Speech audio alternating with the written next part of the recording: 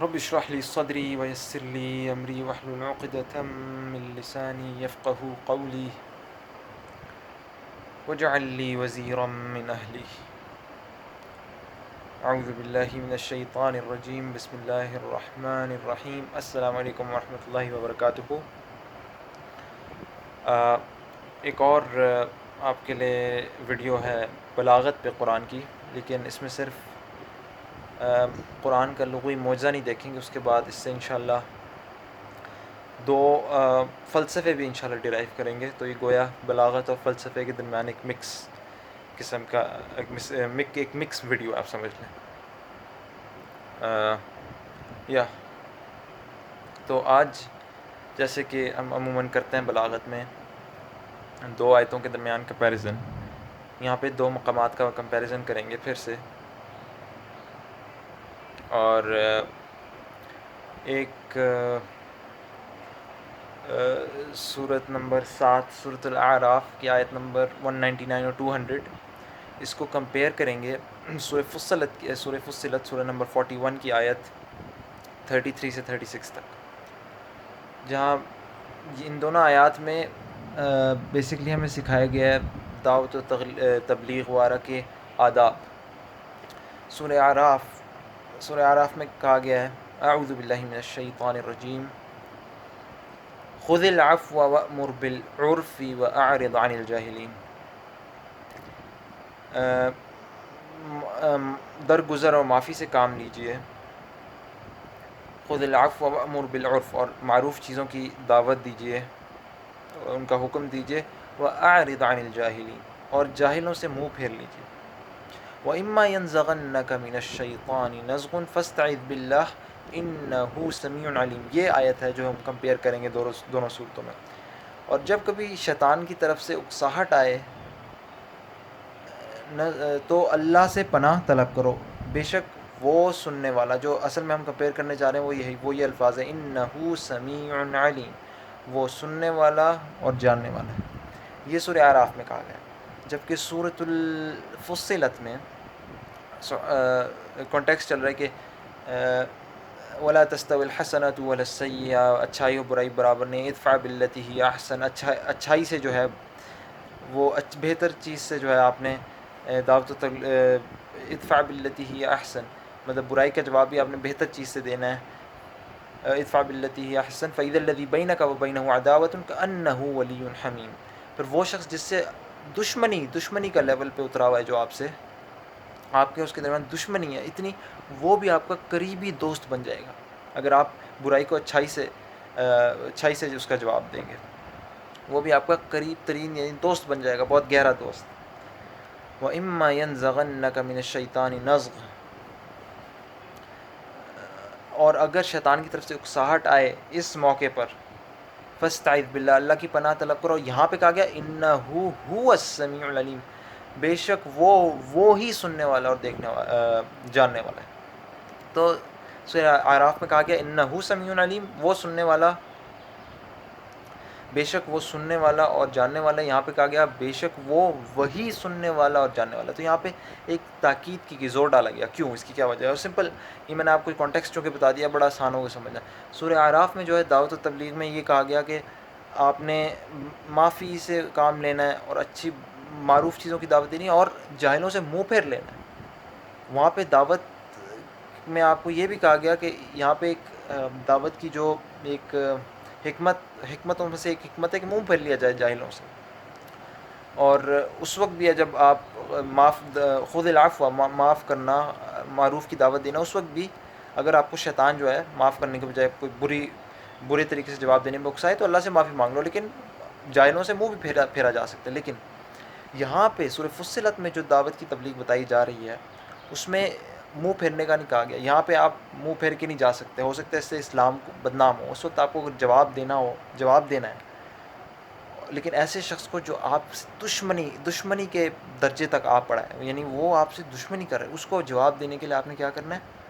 اس کی برائی کا اچھائی سے جواب دینا ہے، ادفع بالتی ہی احسن۔ تو اس کا نتیجہ کیا نکلے گا؟ وہ آپ کا دشمن آپ کا گہرا دوست بن جائے گا، لیکن یہ کرنا کوئی آسان کام نہیں ہے۔ اس وقت اگر شیطان کی اکساہٹ آ جائے تو وہ بڑی یعنی اس وقت چونکہ وہ دشمن ہے تو اس وقت دشمن کو تو ترکی بترکی یعنی جواب دینے کے انسان کے اندر سے ایک دم سے ہونا وہ ایک خواہش سی اٹھتی ہے. تو اس وقت اپنے آپ کو دبانا، اس وقت شیطان کی اکساہٹ کو دبانا زیادہ مشکل کام. اس لیے اللہ نے کہا انہ هو السمیع العلیم، بے شک وہ وہی سننے والا اور جاننے والا ہے. اس سے پہلے بلکہ میں نے بیچ میں ادفع بالتی ہی احسن فاذا الذی بینک وبینہ عداوۃ کانہ ولی حمیم وما یلقاها، ہاں یہ الفاظ بیچ میں رہ گئے، وما یلقاها الا الذین صبروا، تو آیت اس طرح جاتی ہے ادفع بالتی ہی احسن فاذا الذی بینک وبینہ عداوۃ کانہ ولی حمیم. اس کے بعد اللہ نے کہا وما یلقاها الا الذین صبروا وما یلقاها الا ذو حظ عظیم. یہ چیز کہ ایک ایسے دشمن کو اس طریقے سے جواب دینا اچھائی سے، یہ تو صرف انہی لوگوں وہی لوگ اس مقام پر پہنچ سکتے ہیں جو اتنا جن کے پاس بہت صبر ہو، جو صبر کر سکتے ہیں. وما یلقاها الا ذو حظ عظیم، بڑے ہی نصیب والے لوگ اس طرح کر سکتے ہیں. یعنی کوئی آسان کام نہیں اس طرح دعوت میں کسی دشمن سے اتنا اچھے طریقے سے بات کرنا. اس کے بعد اللہ نے کہا وَإِمَّا يَنزَغَنَّكَ مِنَ الشَّيْطَانِ فَإِمَّا يَنزَغَنَّكَ مِنَ الشَّيْطَانِ نَزْغٌ فَاسْتَعِذْ بِاللَّهِ. تو لہٰذا جہاں پر کانٹیکسٹ تھا جہاں پہ ہم اعراض بھی کر سکتے ہیں جاہلوں سے، وہاں پہ اللہ نے کہا میں سنتا ہوں جانتا ہوں، لیکن جہاں پہ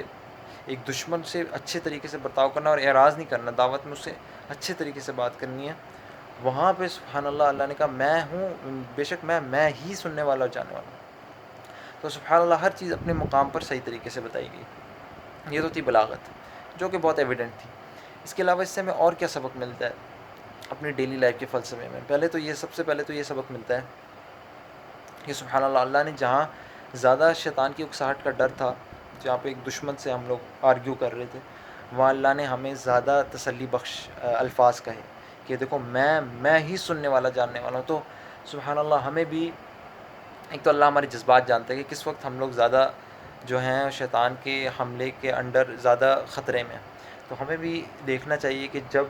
اس سے ہمارے لیے سبق کیا ہے کہ جب لوگ جس سچویشن میں اس حساب سے لوگوں سے بات کی جائے جہاں پہ ان کے ایک تو یہ ہمیں پتہ چلتا ہے کہ اللہ سبحانہ وتعالیٰ ہمارے جذبات کو سمجھ کے ہمارے اسی مطابقت سے ہمیں بات کرتا ہے. اسی طریقے سے ہمیں بھی اسی مطابقت سے لوگوں سے پیش آنا چاہیے. جس سچویشن میں کوئی ہو اسی حساب سے اس کے لیے الفاظ استعمال کرنے چاہیے، اس کی جذبات کو مد نظر رکھتے ہوئے، اس کو دیکھتے ہوئے کہ وہ کس سچویشن میں اسی حساب سے ہمیں الفاظ استعمال کرنے چاہیے، اسی حساب سے اسے تسلی دینی چاہیے. ایک تو یہ ہمیں اس سے خوبصورت سبق ملتا ہے. اور یہ سبحان اللہ یہ بلاغت میں جنرلی بھی ہمیں ملتا ہے. بلاغت کا جو جنرل ٹاپک ہے قرآن کی بلاغت میں ہر جگہ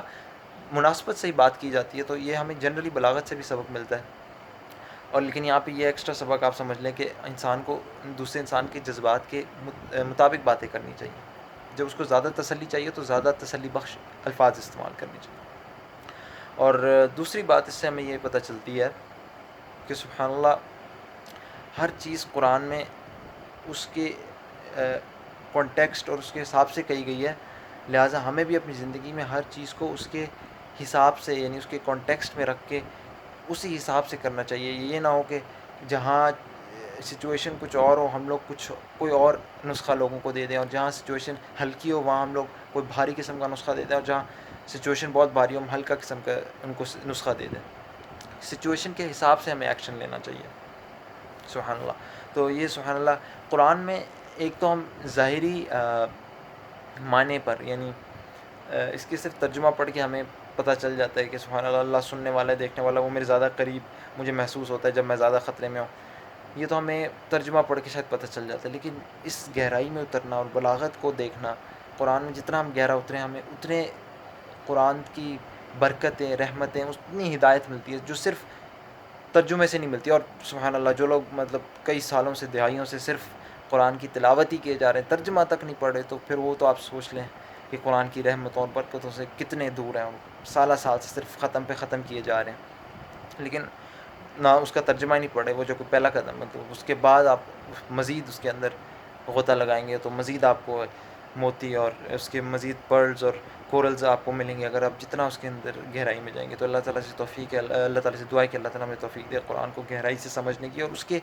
جو ہمیں سبق ملتے ہیں اس کو اپنی پریکٹیکل لائف میں امپلیمنٹ کرنے کی ہمیں توفیق دے، کیونکہ ہمارے پاس تو کوئی طاقت ہے ہی نہیں، لا حول ولا قوت الا باللہ. تو اللہ تعالیٰ ہمیں اپنی طرف سے خاص جب ہمارے اوپر ایسے موقع آئیں تو اس وقت قرآن کے حساب سے ہم فیصلے کرنے کی اور عمل کرنے کی توفیق عطا فرمائیں.